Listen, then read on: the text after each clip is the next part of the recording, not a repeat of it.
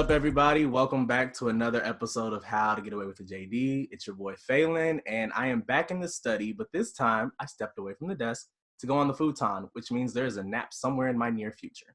But with me today, I got some guests, some of my fellow Midwest gang in the building, and then one of my favorite 3Ls at Mizzou Law. So I'm gonna let them introduce themselves, and then we'll get started. So I'll let the ladies go first, starting with Bria, and then OC, and then Don. Hi, I am Bria Kemp. I am a 2L at IU McKinney. Pretty basic. I'm a mother doing law school full time. I think that sums it up. I am the new vice chair of the Midwest region for BOSA. Hey, gang. So yes, that is me. Hi everyone, my name is Osinachi, but you can call me OC for short. I graduated in January from Cooley Law School in Grand Rapids. And I'm studying for the New York State exam. And we don't know what's gonna happen for our New York bar exam because apparently it's not guaranteed that we will take the exam. So we can register for it, but we can't take it. We may not be able to take it. So that's where we are right now. So there's a lot of chaos going on. But yeah, that's it. All right, my name's Don Quinn. Nice to meet you guys. I am a soon-to-be X3L out of Mizzou Law. I have a week left. Nice. And then I will be prepping for the bar that may or may not happen in Missouri, and I'm also taking the bar in Maryland. So I'm supposed to be taking the MBE, but we'll see. So far, there's really no promises that the bar is actually going to happen. At this point, I wish I lived in Utah, though. Really, who wants to live in Utah? I mean, right? Except for Park City. Right. But you get, what is it, diploma? Don't they have diploma privileges in Utah? They just issued diploma privileges. I would. Doesn't Wisconsin do that already as a norm? Yes. The only state, and then Utah. Yeah, but you gotta go to law school there. It couldn't be a cool state like California. It has to be Utah. Right. It had to be the corniest state. The corniest states offer the best privileges. The corniest states. They're trying to get population up. They're like some. I think they are.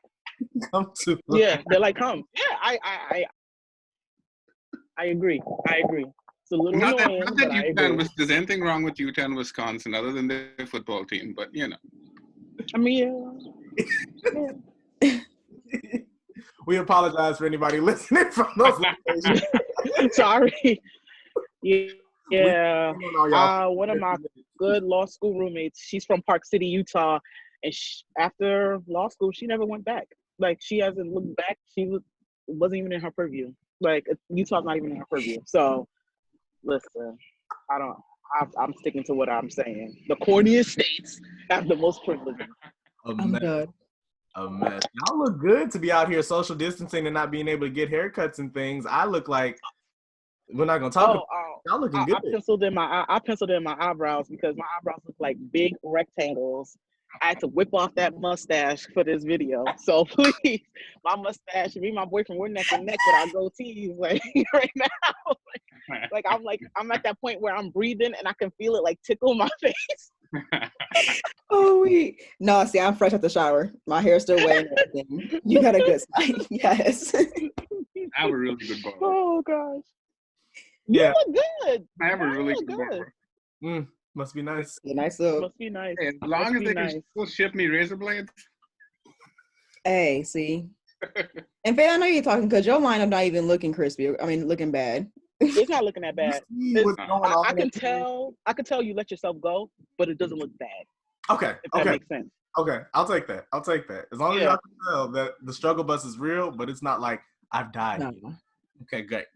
But outside of everything we just talked about today, for those of you tuning in, we're going to talk about microaggressions just because I think it's a pretty important topic as minorities, especially to cover in the legal field because it is a predominantly white profession. And we're like 5% of the legal field, something like that. For Black women, it's a lot less. So I think it's a pretty appropriate topic to have. And I couldn't think of any better guest to have who also volunteered their time to come and sit with me and have this conversation. So to get started, I just want to know, I'm just going to dive right in because it's like a hard pressed topic, right? What is one of the, I think, biggest microaggressions that you guys have faced in law school?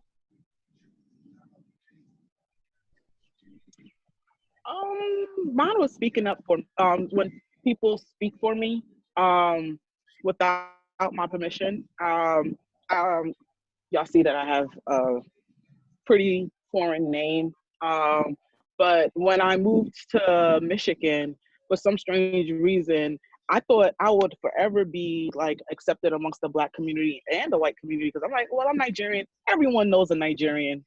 Everyone knows several Nigerians. Like people know several. Like I feel like everyone has like 2 or 3 Nigerian friends. But like for me, when it was time for like roll call or this, that, and the third, I like to give people the permission to call me OC.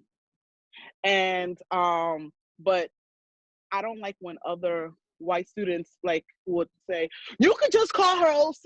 You no, you don't gotta call her OC. I'm like, whoa. If you can pronounce my full name, say it. But like, don't speak for me. You know, I don't like that. They said, come on, like, what's the odds of people knowing how to pronounce your name? I said, actually, a lot of people, especially my white professors from my old school, my college, my undergrad, they preferred to call me by my full name. I don't know, because it's spelled out phonetically, so I don't know. Like it was pretty like easy. So I don't like that. They assume like after I tell them thousands of times that I was born in New Jersey, I've gotten to where you can't like, when did you come? When did you arrive? Oh, my friend is Kenyan. Do you know? Like I get those like when they try to like I guess try to fit into the discussion, fit into the topics. Hey, Bria, this is your state. This is your state. You should be ashamed. This is your state. But yeah, I get those like, when did you arrive? Oh, my husband's Kenyan. So I know how you guys, I get the you guys, the you people, you to separate like that pronoun. I hate that pronoun sometimes because they try to separate you, put you so like I feel like ostracize you, but yet welcome you at the same time. And this is a Bible, like I live in the Bible Belt. So there's a lot of refugee services. So you see a lot of white people adopting Black children from Black countries in Africa. And they feel like they can relate to me because they adopted Black children or African children. And I've gotten that a lot. So it's annoying. It's annoying. I think that for me, I shouldn't say the biggest because it's just so many instances that make it the biggest. It's probably the environmental microaggressions. And that's everything from, the biggest one is usually insult of my intelligence. It's the, I'm only here because I'm on quota, or the I only can go so far. I think that's probably the biggest one. And it's only because of how I look. And I love how OC said that she thought, she'll be okay. I'm light skinned. I get it from the whites and I get it from the Blacks. So like I'm not safe on any end at all. And I'm Zambian. I'm part Zambian. So it's funny when people realize like, oh, you're African. I'm like, Zambian, but thank you. And then it becomes the whole of, now I'm the face of the race. And I'm like, oh, really? I don't know everything. Okay, there's a lot I don't know. There's so many different parts. So don't know how I can help you. But I think like the biggest one for me is just the insult of my intelligence, and the presumption of I didn't work hard to be where I am. That affirmative action is that handout that got me to where I am. I think that's the biggest one that I see most common. Yeah. First, I actually wanted to comment on the fact that people who think that they adopt children from another culture all of a sudden know the other culture. It's amazing to me because, a child grows up in the culture that they grow up in. And that's a huge problem communally. Children who grow up not knowing their heritage. So it just speaks to a level of ignorance that shocks me, especially in law school. But I should not be shocked at the level of ignorance in law school, as Phelan raises his eyebrows. So, real quick background on me, which will help set the stage. I came back to law school. I turned 40 in September. And so I did some time in the military and traveled all over the world, had a full career, have a family. I have 7 kids total. So me and my wife had 2, I had 2, and we have 3 together. So we have 7 kids. Okay. And I think for me, the microaggressions were, from day one, I was always pops. I was always grandpa. You were what? Pops. I was Grandpa. Pops. And at first it was like, okay, fine. I get it. It's funny to somebody who's like 22 years old to think of me as, being super old. Mm-hmm. But then that translates to you can't really keep up. You can't really compete. You're only here because you're a number, you're a statistic. Mm-hmm. And then that bleeds over into when you start to do things like win a bunch of competitions and become chairman of the board of advocates. Oh, you're only there because of your age and the way you look. And then I started having issues with, I became chair of the board of advocates at the beginning of my 3rd year, and started having issues with people who didn't get selected for the position. And the microaggressions got more and more severe to the point where I eventually resigned. But I resigned when I started hearing things like, oh, he walked by me aggressively in the hallway. So, and Phelan, like I said, Phelan is intimately aware of the situation. I mean, literally, I walked by it, and the exact phrase was, the wind of his personality scared me. So I'm like, okay, I guess I can't walk through the hallways of the law school anymore. But was it? I don't want to be ignorant, but no. Was it a white person? Yes. Yes.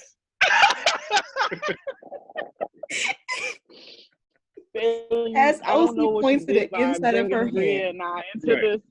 No. You want the 2 of us in this? Don, you don't know. I don't think you have an idea.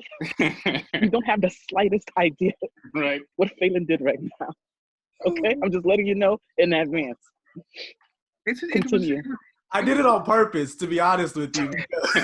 You two, y'all got some experiences. But no, I mean and just to round that out, I think it's important to bring Phelan into the conversation too, because I'm sure you guys know Phelan has spent probably the better part of 2 years being called Stefan.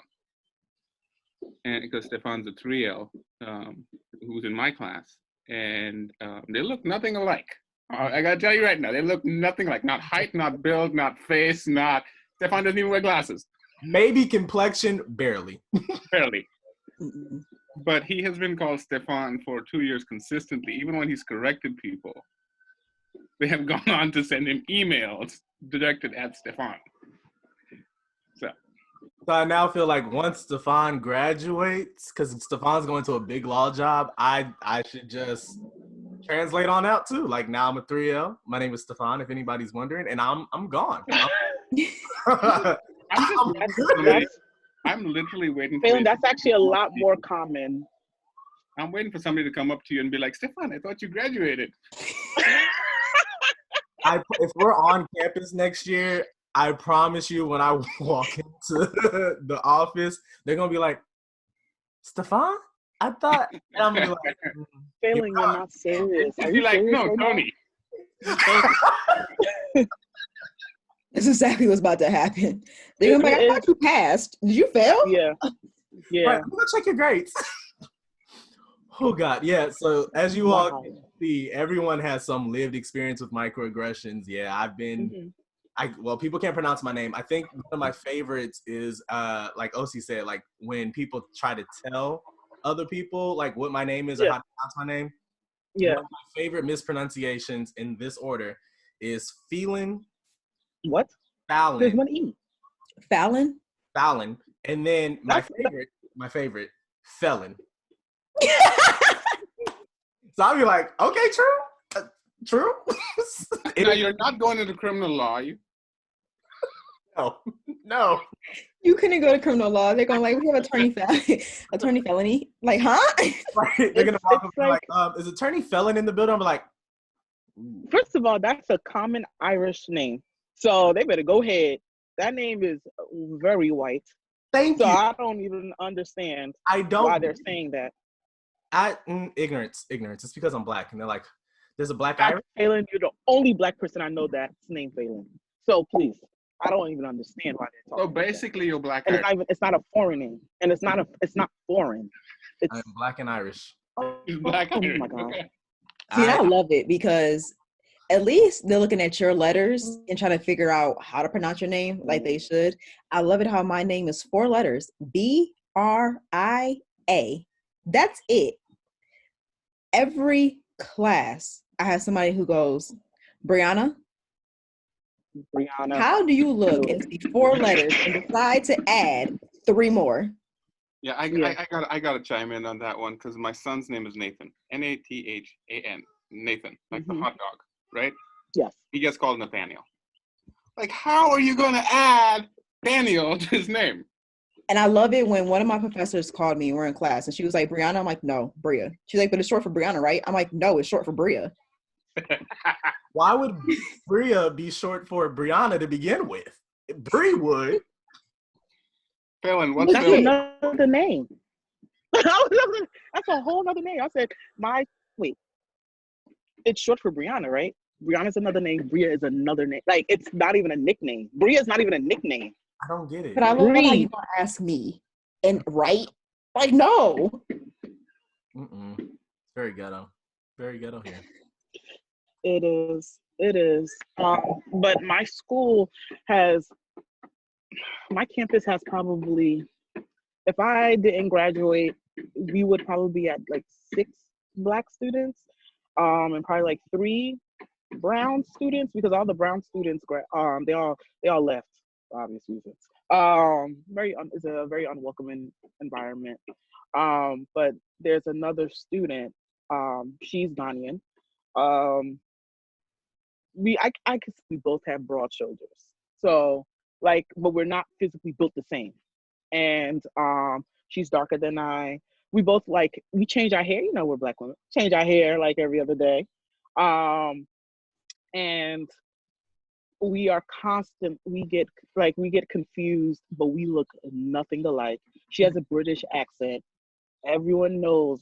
Like, people can tell where I'm from with my accent. Like, they guess New York City, which is close, but I'm definitely from New Jersey. So like, we don't sound the same. We don't look the same. We don't dress the same.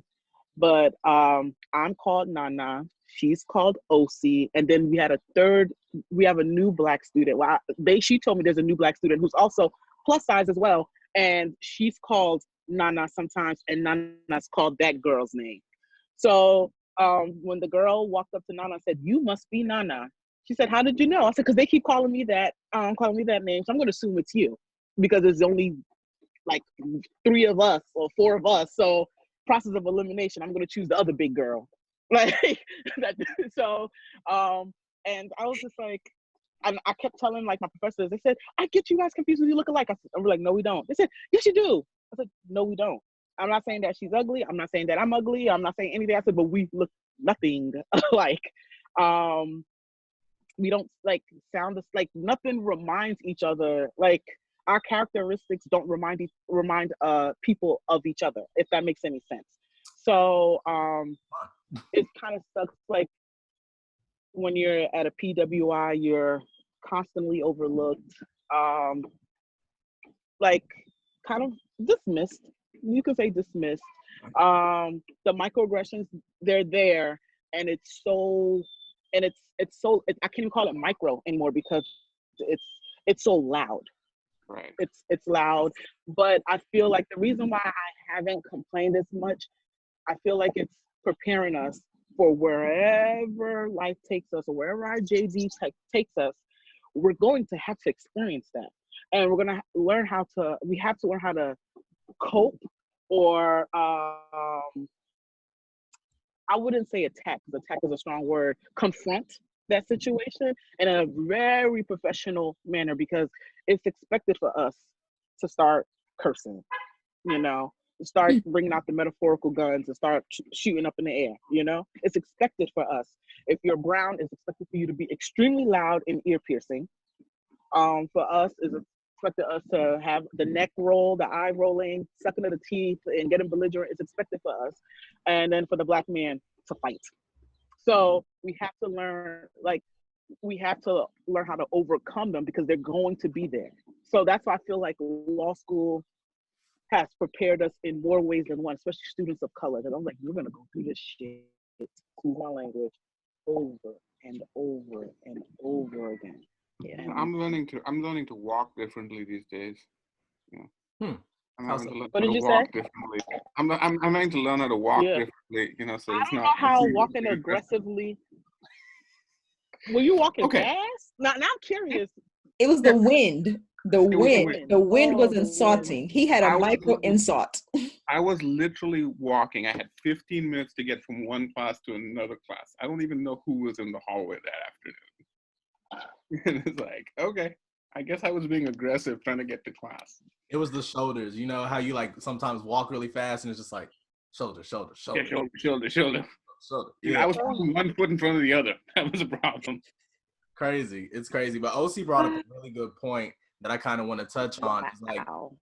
your experience in law school, I think, do prepare us for like what we will face no matter what you go in, big law, corporate law, public interest, whatever that looks like. I think regardless, you're going to face some form of microaggressions.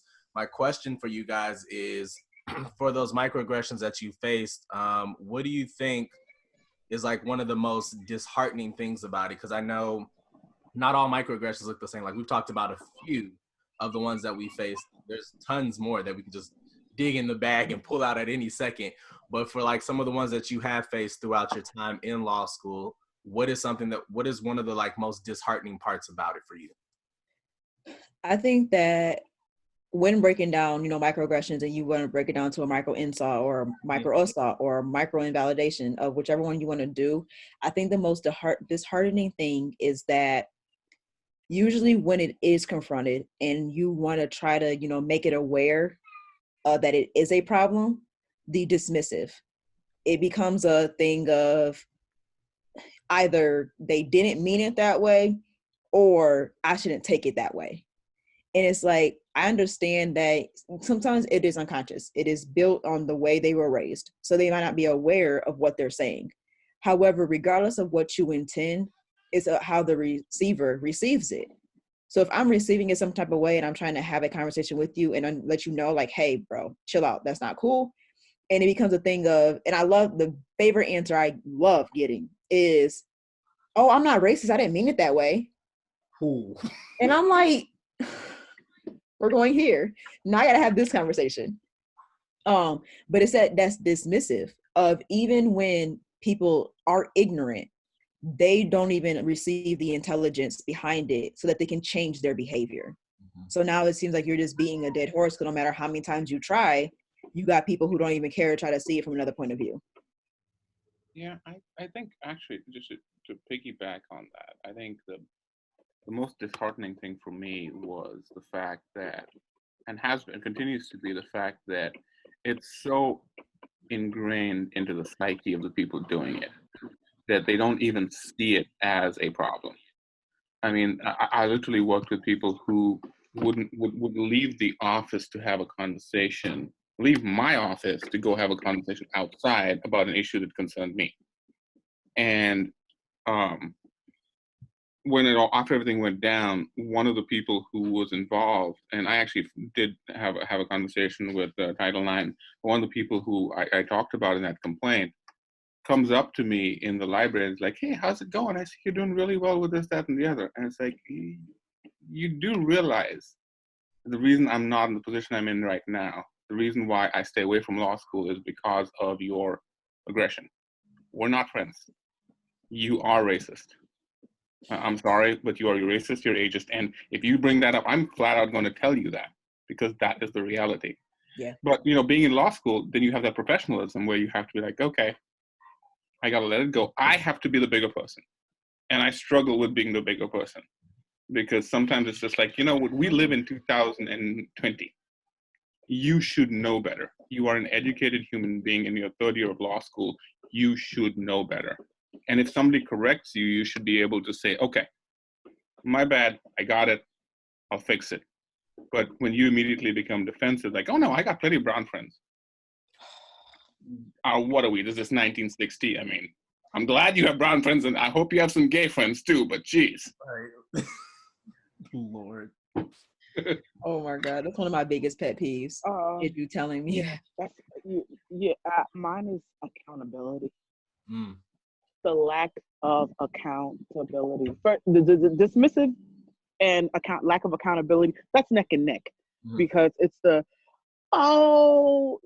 he was being a young dumb, she was being, you know, how you then if this was our bums would be on fire, because our parents would have said, hey, like, don't embarrass me, how dare you, this and a third, the reason for this is X, Y, and Z, the reason why people are this way is X, Y, like they had to teach.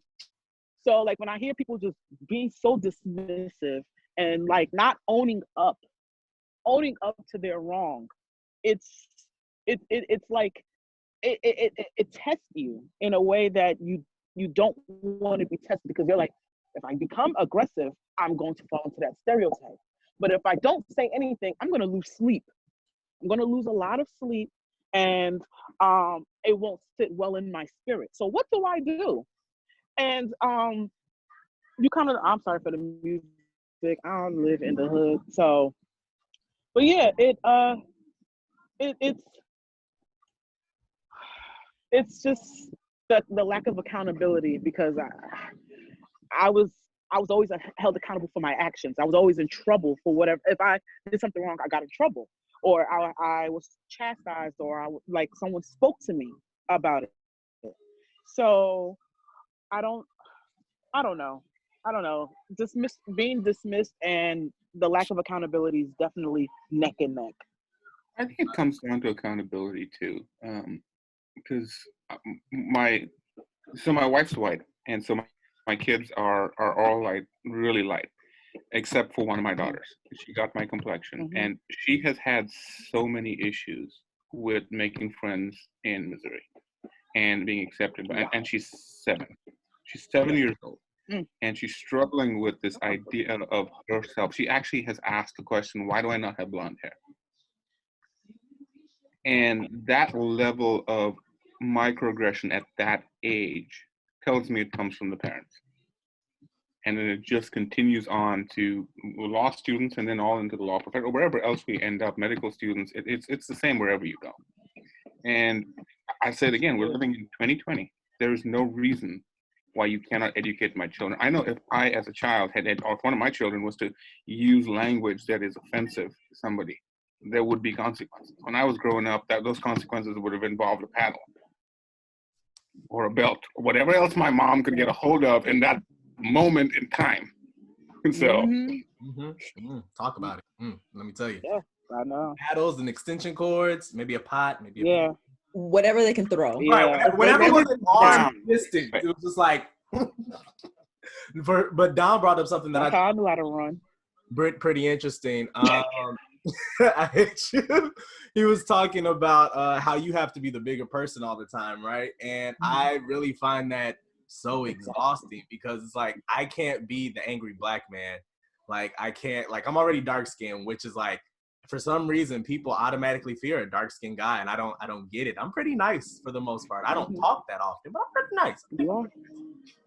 But for like other people, like it's just like automatically this wall that gets put up, and then when people say something or do something out of pocket and they hit you with the, oh, I didn't mean it like that, or oh, that's not racist. It's just like, and then you just have to sit there and be like, okay, all right, like I can't dive into telling you why that was wrong, because then I'm attacking you, right? And then I'm making you the bad guy. And it's just like, it's not that I want you to feel some type of way. If you feel it, obviously you were wrong. So I think you should probably check your emotions.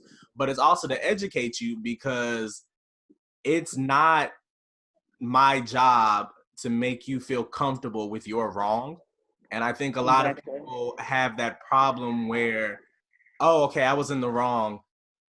Be nice. Still be nice to me. And I can be nice to you, but I still feel like I have the obligation at this point to save you later on down the road, because I may be nice about it, but if you said what you said to somebody else in the wrong setting, I can't help you. So you might as well catch my attack now versus somebody's actual attack later. Mhm. But I've always found that interesting. I sometimes get like really drained with having to be like the bigger person in everything, when some days I just want to be like, oh no, you got me fucked up.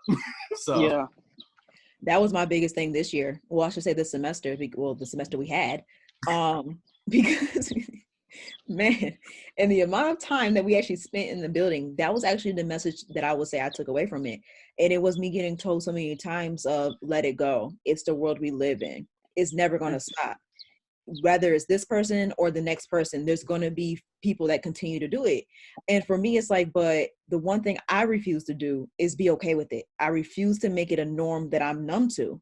And I spent, week 2 of my first semester of law school, first semester of 1L year,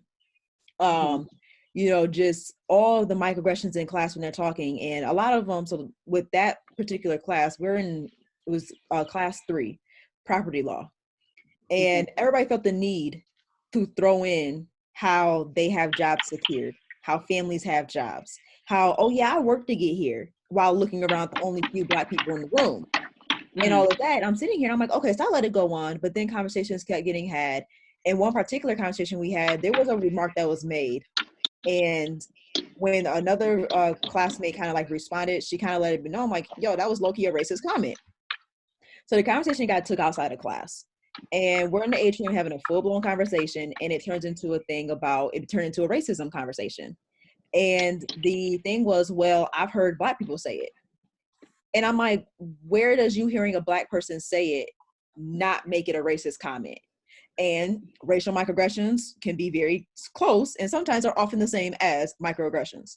And so I jumped in the conversation. I'm like, whoa, first of all, a Black person in America cannot be racist. They can be prejudiced. They cannot be racist. Yep. No. So that sparked a whole nother conversation. And what I loved was the argument was dismissing social construct and how social construct doesn't exist. Ooh. And I'm like, when you look at me, what do you see?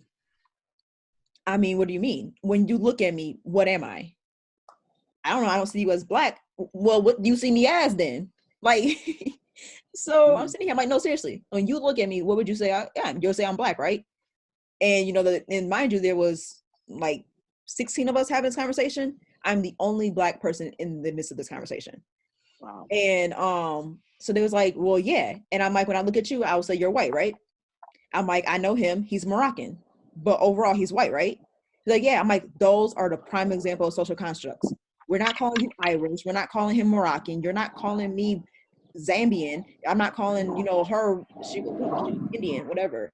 I'm like, no, Black, white, Mexican, all of those are social constructs. And then became a thing of, well, I still stand by the point of anybody can be racist. Oh my God. Well, racism is based off of money, right? And I'm like, no, it's not based off of money. Power.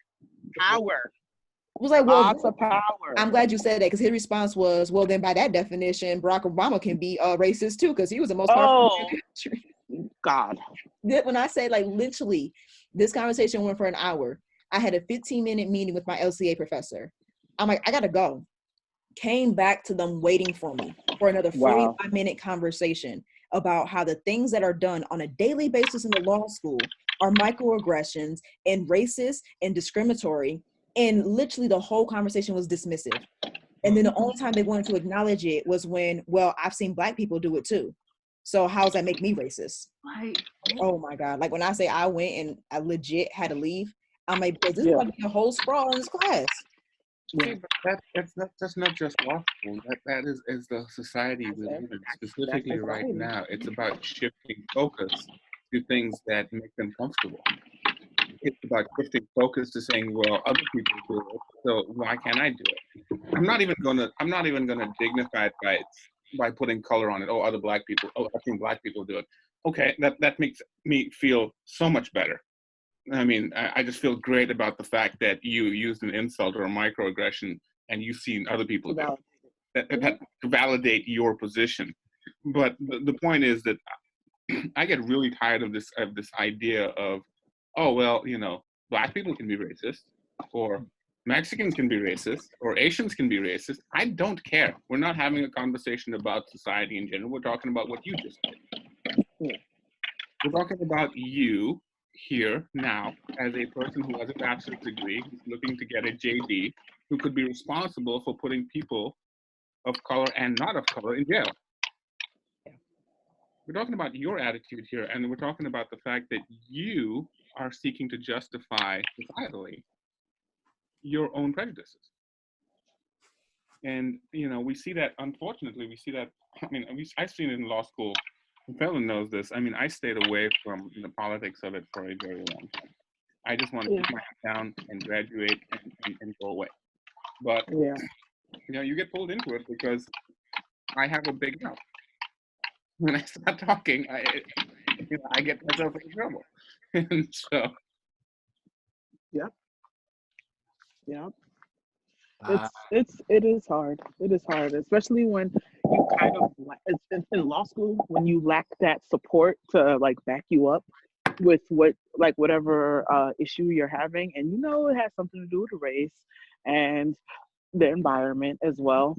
But when you don't have the proper faculty to back you up, it gets rough, because sometimes they'll tell you they can be dismissive as well, but you know it's their nature. Like it's like their good nature, but they also know that their hands are tied. And when their hands are tied, they're like, okay, I don't want to offend anyone, but I don't know what to do. And you kind of almost feel sorry for them because they're stuck in a pickle. And you don't want to make their life hard, but you don't want to make your life uncomfortable because you pay way too much money to get an education, and for you to feel so uncomfortable, so annoyed. Sometimes I remember my classmate telling me that like she would sit in a car and spend like minutes forcing herself to smile before she gets out the car and deals with the bullshit that we deal with in our classroom. Summa cum laude. And they will talk to her like she's a C student. And she that's how exhausting this is. Yeah. And sometimes I am these are my babies. These bad boys saved my life. I don't shout out to Apple, because when they start their nonsense in the classroom before the professor starts, or when the professor starts their nonsense, but you know it's like idle twaddle, put them bad boys in, ignore, keep your head down, don't look like because you know when they start saying things and you know it's borderline ignorant, they start looking at the only black person in the class. They be like, yeah, because I think Biggie Smalls is great. you're like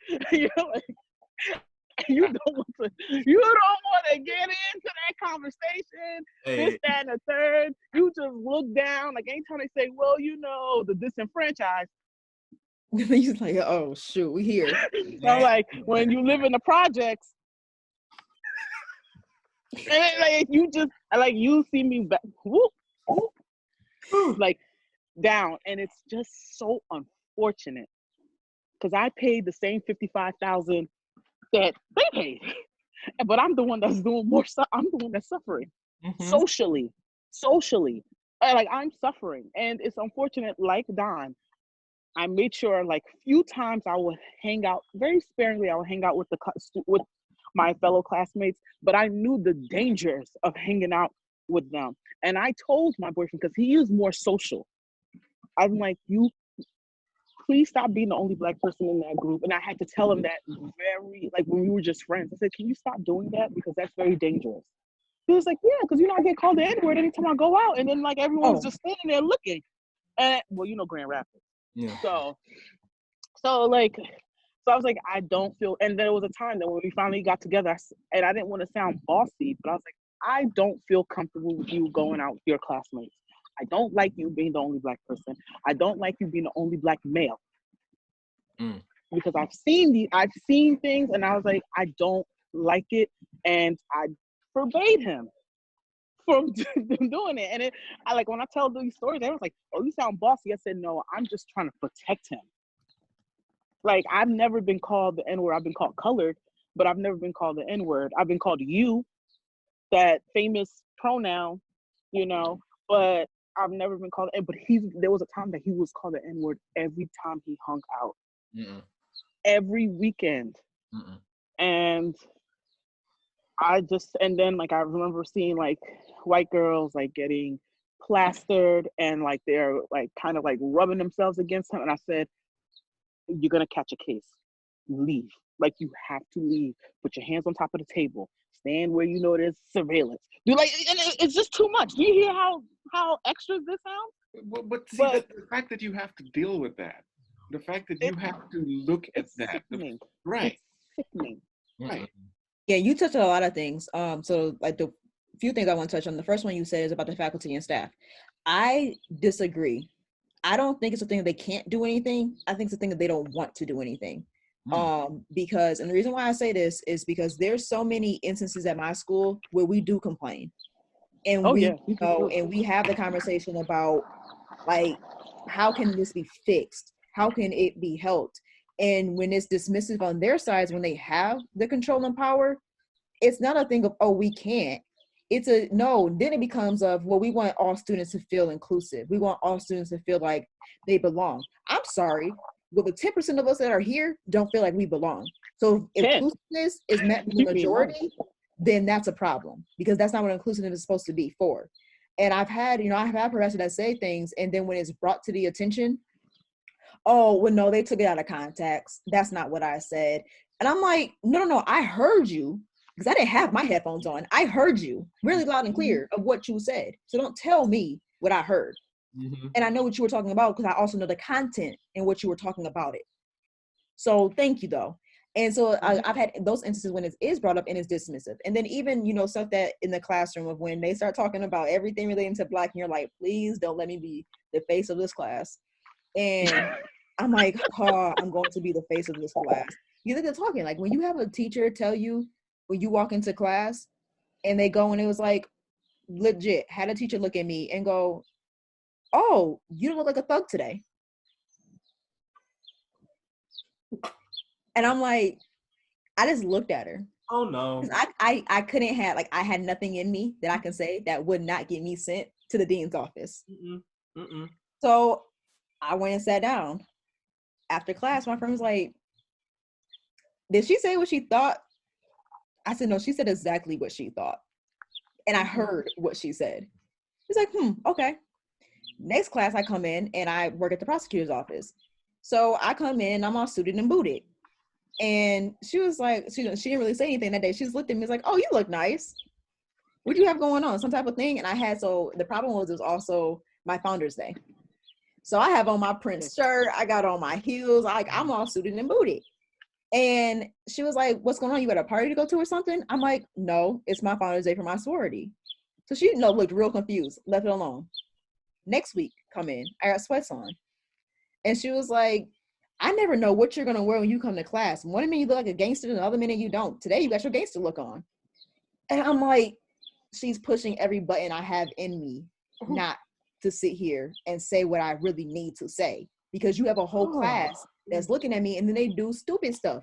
And I'm like, and the problem is, like, this class has been, from day one, it's been an annoyance. Day one, I come to class, I sit in the front row. Me and another Black student, him and I are the only people out of the 3 sections in this classroom. We are the only people on the front row. So she announces that day, "Hey, we're not going to spread out. This is a more smaller class. Everybody come to the front. Everybody fill in." So she looked and she was like, "The only people sitting on the front row is Bree and Chris." And I'm like, "I'll be sitting here Thursday too." In the middle of class, let everybody know I'm going to be sitting here Thursday. Come in class Thursday. Guess whose all seats are taken? The front And row. I'm like, I didn't say this before or after class. I didn't say it during a break. I said it in the middle of class, and everybody in the class heard me. But now I have 5 white students in my section that decided to take all of our seats. The second one I want to talk on, third actually, is the whole thing about people saying nigga and being called a nigga. I've been called that more times than none. And it's funny because, and especially it's within the groups I'm in, it's also a part of my vocabulary. Whole different conversation. But and actually I had talked on that now. So there's a difference between me using it and someone who is not Black using it. When I say that, and I'm purposely not saying someone that's not a minority, because being a Black minority and being a minority are two different things.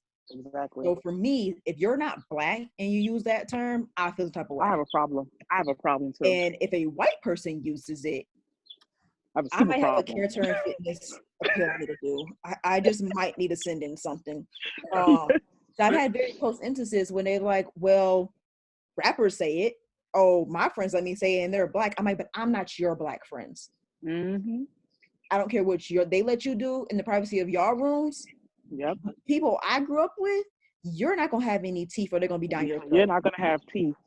We call it a $1.50 back home. Mm-hmm. No. Nice slice across the face. And it's just hard because then you sit there and legit, matter of fact, that was a conversation that happened with the 1Ls this semester. And they had that same conversation in the library because these white kids are throwing it around. And we got into that conversation. I go, this is a thing though. Prime example of microaggression, because they think just because we took it back and we changed what it meant to feel like we have some type of power behind the word and try to erase what the feeling is when it's used and what all the emotion, all the control, and all the power that was behind it. When we use it, it's more of an endearment. It is 99% of the time. It's an endearment. Yes. And also that's just like the B word. So like we took that word back. So you see us calling each other all sorts of B's, W's, H's, and C's. But the minute a man steps in and like says that word, you I'm like, you just messed it up for everybody. And it's complete disrespect because we took that word back and we made it a form of endearment. I had to learn that because before I used to get so offended, and after that I was like, okay, let's see, lighten up. And I took it as a form of endearment, and I use it as a form of endearment. But it's like, but let another man call me all sorts of B's, W's, C's, and H's. You said we throwing well, going through the alphabet. Yeah, no. yeah. I'm like, Midwest Bossa knows about me, Don. So like, I already made myself known, unfortunately. So, I'm just letting you know. It's that one I will have. I'll definitely have to have an attorney for character and fitness. Like I'll have to hire an attorney so I can be an attorney. So I'm like, please speak on one of the things. You bring up some incredibly powerful points. Two things. One, and Phil knows this about me, is I'm incredibly careful with my diction. Mm-hmm. How I speak when I'm around people, I am incredibly, and it doesn't matter who I'm around. I have learned to be very careful with my diction, with my enunciation. And, you know, in a sense, it's a fitting in. And I know this was a huge issue with Black women at Mizzou Law and your hair. It was a huge issue for 2 years. I mean, and luckily I don't have that issue, but having to make sure that you enunciate, you speak clearly, you speak the language of the people you're around is an issue. It's fundamentally an issue, but you know, I've been doing it for so many years, it just naturally flows. I don't cuss. I don't think Phil's ever heard me cuss. I don't use anything that could be perceived as me being disrespectful to my own people or other people. And so it's a struggle, but you know, it's one of those things that I just decided I was going to do. And I learned that lesson from one of my mentors who he would really get angry with the use of certain language, even in the community. You know, he's like, you know, you do that and then you're giving other people permission to do that. And this was a man who, you know, he walked with Martin Luther King. He's been in the fight since the 1960s. And he's like, you know what, we have got to change our diction. And so to me, that was a very powerful moment. It's like, you know what, you're right. That being said, I think the issue with the administration and the faculty, I think is a valid point, because Phelan and I were in a couple of different meetings where we talked about microaggression with the faculty. We actually had and this was because of my situation, full-blown meetings. And how did that work out? Like, I'm curious. So there's a couple of things. One, our Dean of Academic Affairs is Black. So, but the challenge with that is he's the only point of contact if you have a complaint. And so if you want to talk about a microaggression or a racist issue or an ageist issue, you have to talk to the guy in charge of you graduating or not graduating law school. And for students, that is intimidating. It is. I mean, you got to go knock on his door and be like, I was discriminated against. Now, to his credit, he does a really good job at having those conversations once you walk past that door. But you have to walk past that door to have that conversation. And what we asked for was other points of contact. And I don't think the school was super receptive to that. I think they're considering it, and it'll be up to Phelan and you guys to take that torch on. But a lot of what we brought up ended up being in the context of, well, we can't afford to hire more faculty of color. Oh, we can't afford to have a civil rights commission. Oh, we can't afford to offer some of those classes. We'd love to, but we can't. And when you say it to me, you can't, the question in my head is can't or don't want to. And I struggle with that. And the faculty have done a really good job of investigating, and the dean has been a huge supporter of the minority questions. But the question mark that stays in my head is, as I leave, those have not been resolved. Phelan's class steps into the exact same shoes that we were filling a year ago, where the microaggressions, and in your case, Phelan, the actual aggressions, people getting drunk and yelling, calling people fags and other things in parking lots is an active thing in your class or in the class behind you. So with my class, it was like kind of hidden. With this next class, it's out there. So I don't know what resolution has been reached, and that concerns me a great deal, because you can talk. One of the things you said was that they're telling you, well, they're kind of saying that with the civil rights guy that you're talking about, I missed his name, but with the thing of we have to change. And one of the biggest problems I have is that when there's a problem, we have to change when we aren't the problem. Not they need to change. They need to understand.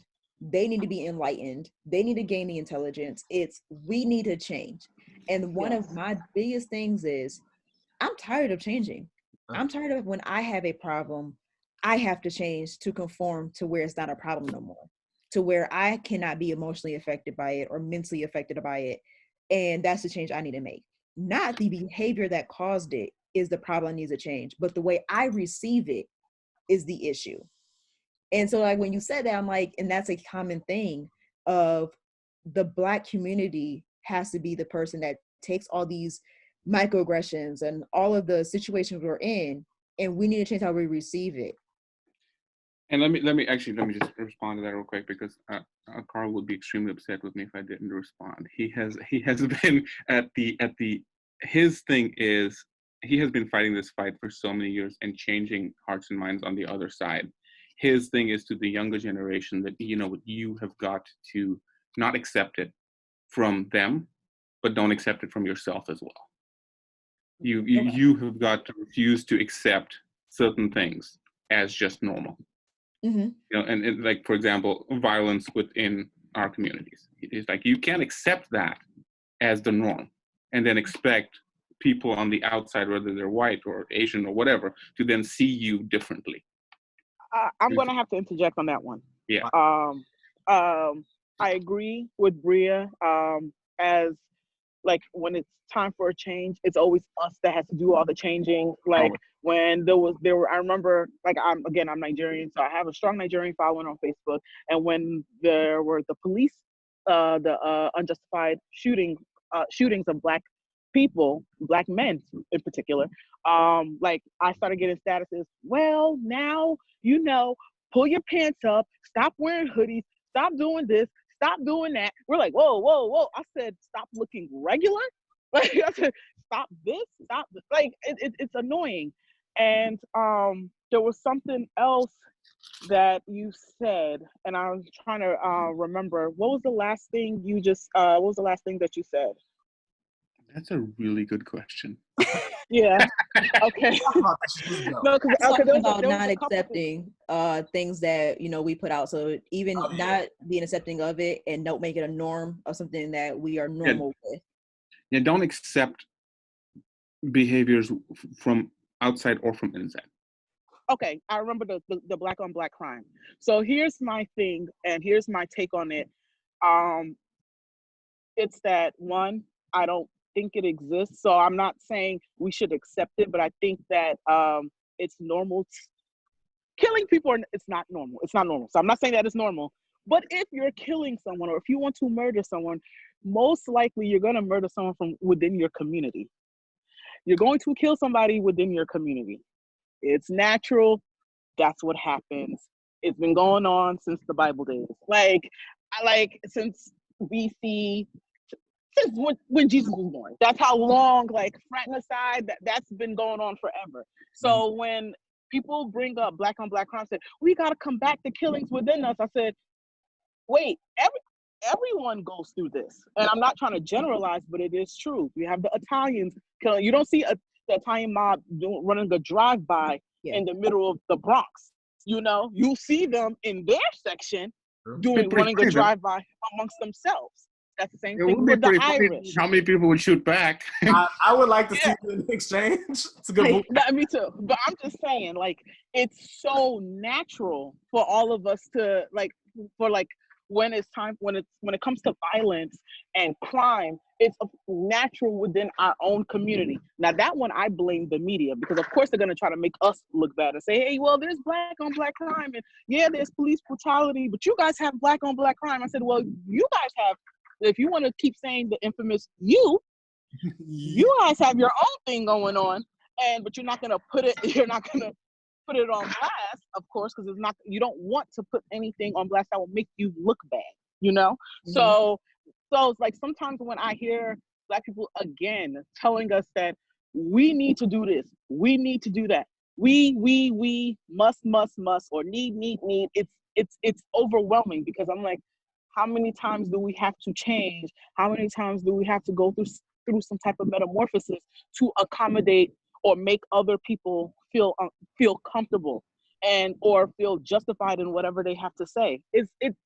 Don, it's like it goes back to being annoyed and frustrated, and then with our frustration, how do we move forward with our frustration? How do we act? How do we react? So I don't know. It kind of all boils down to what we should do when we confront this situation or engage in this type of issue. So that's I feel like it comes back to that, and it's, again, like, we still don't have a solution for that. But yeah, I love the fact that you brought up the idea of black on black crime, because it's something that is constantly referenced in the media, in friend circles, and stuff like that. Oh, there's black on black crime, and it annoys me in the extreme, because the idea that there's black on black crime but there's not white on white crime, there's not Asian on Asian crime, it's just to dismiss history, like you said. And so we're going to get into a history lesson, Phelan, if you're not careful. This is going to be the history of Don. When you start looking at the statistics of things like police brutality, when you start looking at the history of Black people being targeted by police officers, when you look at the history of our law school, for example, and then bring it back to the law school context, the fact that it's such a big deal that we had a Black student apply to go to law school and never actually managed to attend, but was given a degree after he disappeared. That, to me, and I know the school's trying to do it as a good thing, it's not a good thing. You turned this man down. He was perfectly qualified to come here. You turned him down, and now you're immortalizing him and patting yourself on the back for giving him a degree posthumously. Come on. Yeah, there's so much that goes on. And the one thing that I loved that was mentioned, going back to the Black on Black crime, and especially when we take it outside of our own communities, but going back to the police brutality, it's funny because the solution for that wasn't we're dealing with the problem. It's not we're dealing with police procedures. It's not we're going to sit there and the ones who are doing the killings are the problem. It became us going home and teaching our kids what to do when a cop's around. My daughter's 3 years old and she knows what to do when a cop's around. Crazy. You know how hard it is as a parent to have to sit there and know that you have to teach your son or daughter how to behave when cops around. We were watching I think it was SWAT or something, and my daughter saw that there were cops. And she sat there and she goes, "Mommy, you got to put your hands up and you can't get mad because the cops might shoot you." And it broke my heart. Like, I'm trying not to get emotional. Because it's like the fact that my daughter's 3 years old and she knows I have to behave in front of a cop. I need to put my hands up in front of a cop. And it's like, it shouldn't be that. We should not have to go home and teach our kids how to behave in certain situations, because once again, we need to be the change. Why do we have to do it all the time? Like, and it's, yes, we end up being the face of the race and we end up being the face of everything. But at the end of the day, we shouldn't have to. And another thing I want to touch on is with the whole we thing, we versus you. I'm finding that the only time people, and I'm not referencing to anything we said particular, but just in society, and especially in the law school, because it's been 4 times this year that this has happened. The only time it goes from being you to we is when they're taking what you said and they needed to further something they want. When they need to further their own agenda, it becomes a we. It becomes inclusive. But then they dismiss every part, everything you need. Another day. Like, so, girl. Phelan's over there like, wait. Hey, that's the Midwest shirt for this year. I want one. Put that on the shirt. It's mine. Put that on the shirt. I 100% agree with everything you all said. I'm a bounce through most of what was said. I'm gonna start with the teacher and like the faculty and stuff, right? I kid you not, my 1L year, I will not say the class, but we were discussing, you'll probably figure it out what class it is, but we were discussing, we were having a discussion in class, and my teacher, because this was my mistake, in the beginning of the semester, I thought like I had understood the cold call method, so I like volunteered in the first day of class or whatever to like keep it copacetic, and like I thought I'd be good. He calls on me in a class a few days later, and he's like, yeah, so it would be kind of similar like if my grandfather owned Phelan's grandfather. And I said, and wait, can you repeat that, please? I thought you said own. No, you didn't. You heard the word own, like property, cough, cough. And so he was like, yeah, it'd be kind of similar to like if my grandfather owned Phelan's grandfather back when that was like the American culture. And when I promise you could have heard a pin drop in that classroom, and everyone looked back at me, and I was just like, because you're like, you can't react, like you can't be like in a classroom full of people who don't look like you, and it's just like, yeah, the fuck, like what the fuck did you just say to me? Like I was so confused. So like he's a really nice guy, like don't get me wrong, but like in that moment I was like, what the fuck do you like? How do the two property concepts? So that has been an interesting experience on like the faculty side, right? But then to like the problem of like, oh, we have to fix it, oh, we have to do this, oh, we have to do that.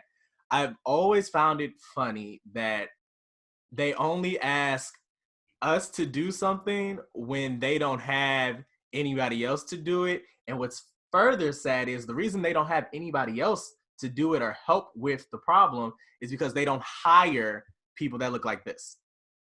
So when you have a faculty and staff makeup that's literally maybe 1 or 2, 3, 4 Black people, everybody else white, running around the building, how can you have like cultural competency things, or like how can you create a diverse setting in a network when your own network doesn't look the way that the legal field or like the world looks? You literally have this pocket of diversity, and then you keep going into your pocket for help all the time. You're going to exhaust your funds.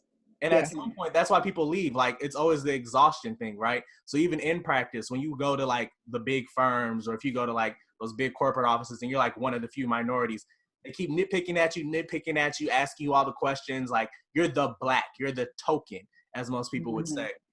And then it gets to the point where it's just like, well, now I'm burnt out, and you want to go somewhere else where you feel valued. So you start looking for value in other places. And so I've always found that very interesting, especially when it comes to this conversation of microaggressions. I do want to throw something out there, however.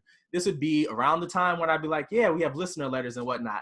But given the topic, I couldn't find a real listener letter that kind of like conflated. But I do have a comment that I had way back when on social media that I was digging for to this entire time to find and read. And then I want to get you guys' reaction to it. So this was around the time when I announced that I was going to law school, right? And I said I was coming back to Mizzou. And I announced I was coming back. So I've been fall 18. Yeah. So I came back fall 18 to Mizzou Law. And I went to Mizzou for undergrad. My senior year at Mizzou is when we had like the race protest and all this other stuff going on. So when I announced that I was coming back, somebody had tweeted at me and asked, how can you go back to that racist institution knowing everything that they've done against you and to your fellow peers? It seems like you're okay with feeding the cycle, and I am disgusted, right? So for me, when I read that, I was like, I work full time, so I can blow things off. And that was one of them. But now that I think about it, it was never about like coming back to a racist institution, because you can go anywhere and your institution's racist. Let's stop the bullshit. Everybody's yeah. Like, all these, I don't understand. You can't dodge that. You can't dodge that. So the reason I came back, because I worked for 2 years out and I worked for Mizzou full time. So I got to see what they were doing to change, right? And though there weren't that many people in the room that looked like us, there was some genuine need for more people on campus who look like us. So if I could contribute to the help, why would I? And I mean, the scholarship was pretty good too. So I mean, like, it does pay in that aspect, right? But like, why not help where I can without doing too much? So I want to know how you guys feel about sometimes having to be the person who has to help, but then how do you balance helping without doing too much or going too far and burning yourself out? Can I go first? Because my battery's about to die. So I believe I feel like your question is like geared towards Black student leaders. And I believe that as a Black student leader, there's an extra obstacle. Like, you feel like you're always fighting, or you have to fight for something, whether it's for BALSA, whether it's for moot court, mock trial, law review, whatever.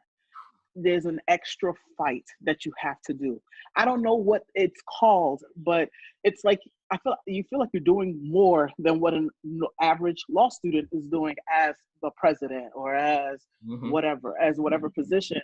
And when we sit at these tables with the school president or sit at the tables with the faculty advisor, it either sounds like you're complaining or you're trying to strategize to overcome these obstacles. And when you're at a PWI, extremely conservative town, so not only is your school not welcoming, your town isn't as well. It's just a lot of things that there's a lot of things you have to go through and a lot of challenges you have to overcome. And you're just you're naturally frustrated. And in addition to being a law student, a full-time law student, in addition to being a mother, a sister, or like someone that's very significant in another person's life. So it's very frustrating. And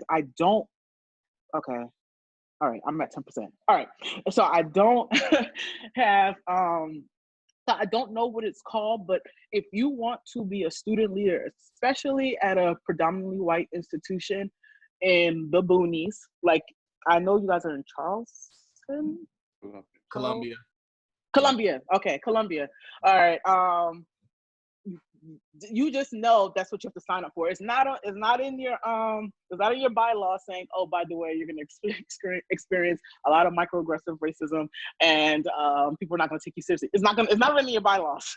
It's not written in your bylaws at all. It's just something you have to know. Like, when you tell the next president or you tell the next VP, like, okay, this professor's like this one will always sponsor your events. This one may say like some all lives matter type shit, but try to gloss over that because he's very important. And then it's literally things you have to tell people as a Black law student that you can't, that as a Black law student leader, that you can't really tell anyone else. So again, I don't know what it's called, but it's like another fight. Like you have to put your boxing gloves on, you have to put your Vaseline on, and you have to prepare for it. It's nothing like passing the torch to the next person. You're like, okay, like you have to put your game face on. So my phone is about to die, and I want to thank you, Phelan, for having me. Don, we'll link up on social media. Bria, you know, I already got your number. So I'll talk to y'all later. Thank you so much. Hi, OC. Thank you so much for having me. Thank you so much. Bye, OC. Everybody. So Don, do you want to go next, or do you want me to answer? Go ahead. So one, I would say for another fight, I would probably call it survival. But being a student leader, I think that the way I've had to handle it, I'll back up. So first year, I didn't do much because high school, middle school, undergrad, I did so much and got so involved with stuff. And it was a thing of when I'm valued is when they need the diversity face. And then last year I got on the Midwest Bossa board, and that was a whole different thing. So then when I did that, my school, you know, people know that I was on the board, and they're like, okay, like I'm the, for my local Bossa chapter, I'm the chair of the public relations, I'm the chair of the governing docs. I didn't do the, you know, any of the major positions, but everybody knew me because I was also doing Midwest. And, you know, they will sit there and they wanted my ideas, but they didn't want the actual like work or what the intent was for it.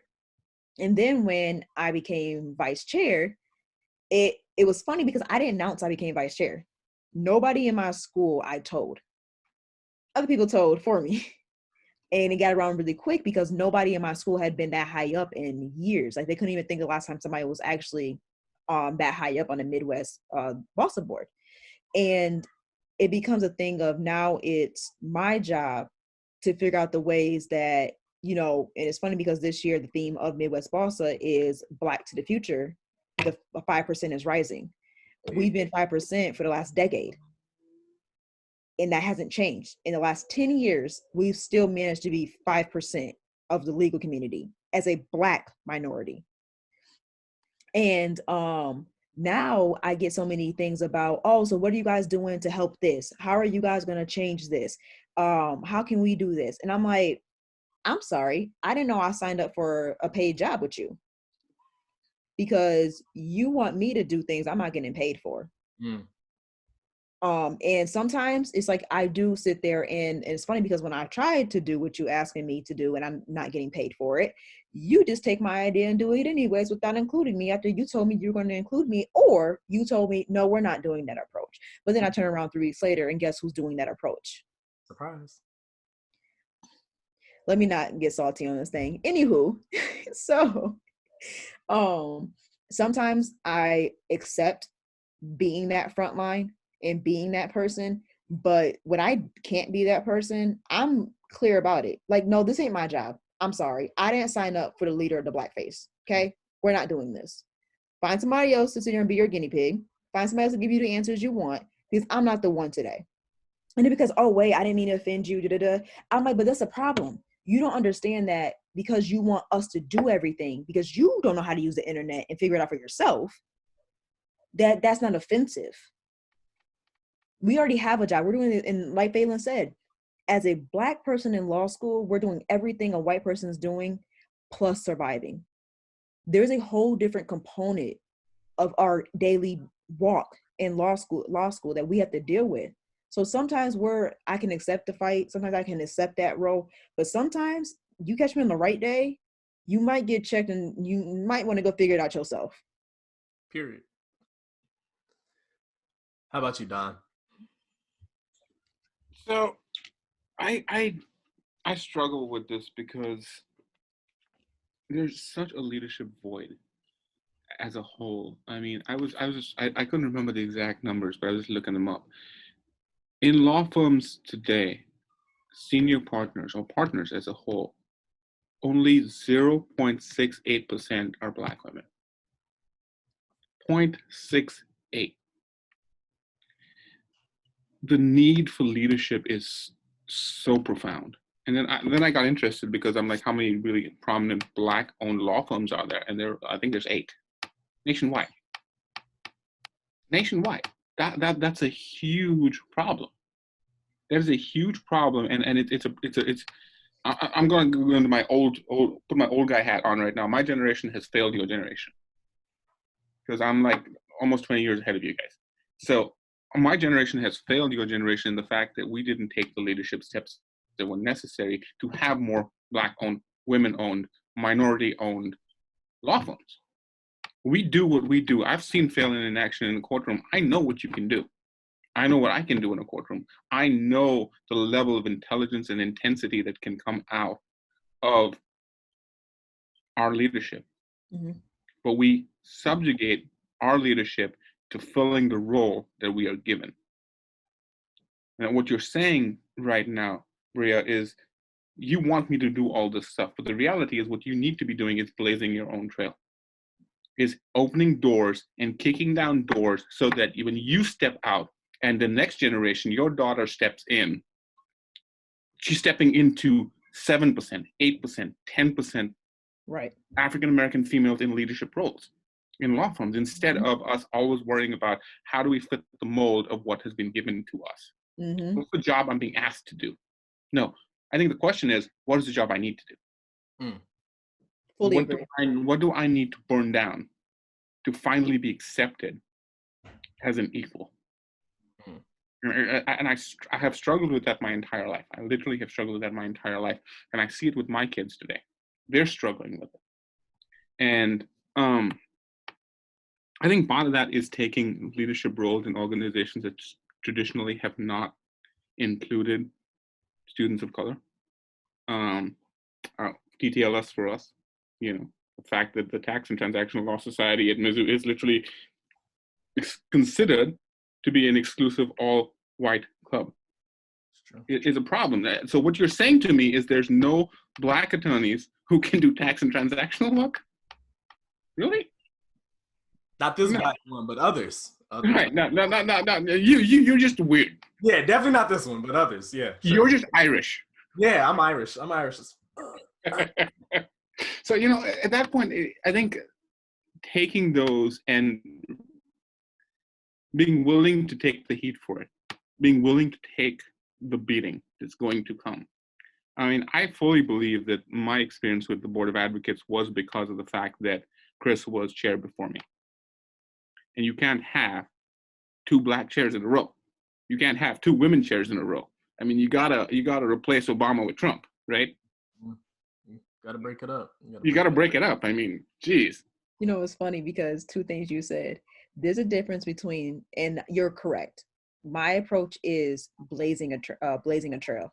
Mm-hmm. My approach is the whole reason I want to be an attorney. And matter of fact, I dropped a whole 6-minute video on Midwest Boss's Instagram. But my whole reason for being an attorney is to do and set my daughter up for places and spaces she wasn't meant for and weren't created for her, and for generations to do it. I didn't become an attorney for money. Like legit, every reason I have to be an attorney has nothing to do with me nor my generation. It has to do with 5 generations after me, mm-hmm. and the Black people that will come after me. But there's a difference between taking a role and being forced to fulfill a role. Right. Message. Yes. Right. And that's the one I'm talking about. Don't force me to do what you need me to do because it furthers your agenda. I'm not for it. Second thing, is funny because you said you can't have 2 Black people in the White House back to back, which is also funny because Obama's not the first Black president. Just want to put that out there. He's the first president that looks Black. He is not the first Black president. He's a 6th or 7th. But my father said the other day, he goes, The reason why everybody loves Trump, those who love Trump, is because he runs the White House like Suge ran Death Row. And I'm like, that is so true. When you look at how he runs this country, you even get with it or you gone. You gonna have a salary or you won't. You got two options. So you're sitting there, he's like, when he fired the head of the infectious disease, he was like, death row. He's like, that's house business. You don't sit there and tell house business. He was like, Trump is a white black person. I said, oh my God. He called him a white nigga. And I'm like, wow. Oh my. Ouch. Oh my. And I'm like, okay. Yep. I'm like, and that is the reason they went one extreme with the black person. They're like, we need to go as far opposite as we can. Like, so hopefully this election, right? I never knew that orange was the opposite of black, but you know. I mean, orange is the new black. So. Black, yeah. Something, whatever. But I have one more question, and we're gonna get out of here. And I always ask my guests before we leave, what is one piece of advice that you would like to offer to a pre-law student and then a current law student? I'll start with the current law student. The fact is that this law school is an incredibly hard experience.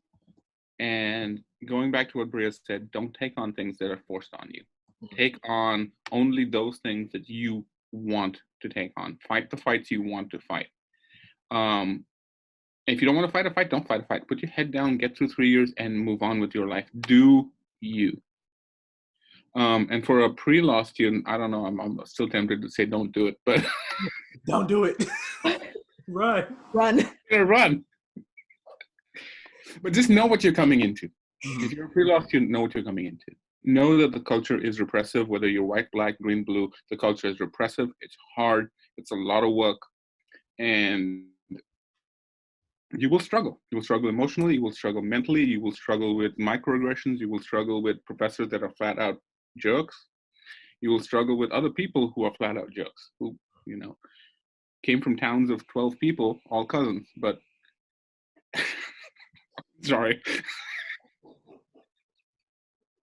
You will deal with those issues. And as long as you are okay with that, knowing that you will make it out the other end, then do it. Otherwise, run. Otherwise, run. So I'll start with current as well. For current law school, my biggest piece of advice would be support your community. We are fighting this fight together. And even if you don't understand what it means to be a Black person in America, because that's not your story, understand that we are all looked alike in America. So support one another, be there for one another. The one for pre-law, I think my biggest piece of advice besides run, it would be don't be discouraged. This fight is very rigorous. It's very hard. However, it is so rewarding if you can make it through.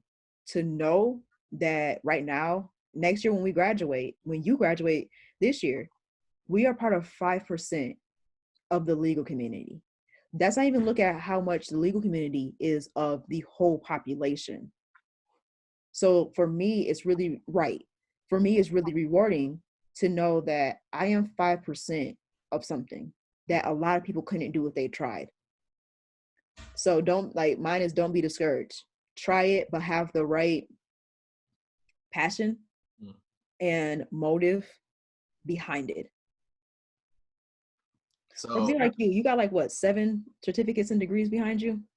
Yeah, that's a lot. There. So be like that. For OC, I actually just want to add to that real quick. I think for me, graduating in a week, ending law school in a week, graduating in 3, I graduated with honors. And I graduated with honors because I refuse to let anybody else define me. Yeah. So whether you're a pre-law student, a current law student, thinking about law school, you define you. That actually goes to what OC dropped. So since OC left, I asked her to pass along her message, which is a message for both pre-law and current at the same time. She said, it's important to get good grades and join organizations. However, it's also important to have awareness of self, which includes how you feel when you're embarrassed, angry, tired, and depressed, and how others feel about you. Once you know these things, you'll act accordingly. And lastly, build your network. So those are the wise words of OC. Yes.